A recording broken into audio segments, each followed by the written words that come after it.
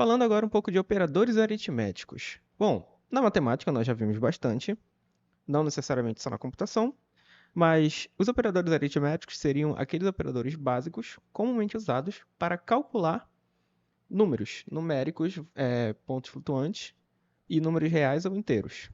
Os seus símbolos na computação são esses aqui à esquerda, o seu operador, o que ele significa, e algum exemplo usando variáveis, a variável A e a variável B. Lembrando, A e B são apenas os rótulos. Eles vão ter seus valores, digamos que aqui é um 5 e aqui é um 6. Então, a adição, nós usamos o símbolo de mais, subtração é o tracinho, multiplicação é o asterísticos, a divisão é a barra, a divisão inteira é uma contrabarra, ou seja, ele não vai pegar os números decimais. Exponenciação, nós podemos usar o acento circunflexo.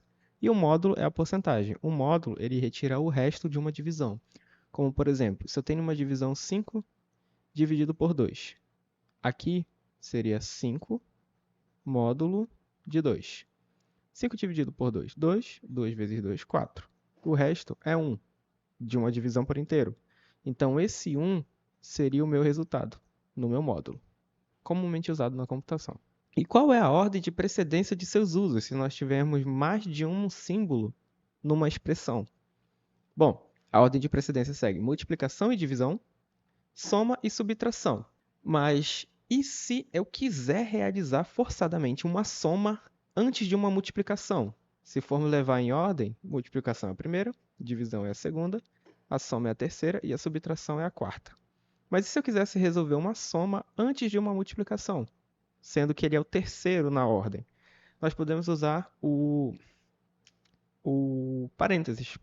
Nesse caso aqui, eu quero somar 3 mais 2, e o resultado do 3 mais 2 eu quero dividir por 2. No caso, é 5 dividido por 2.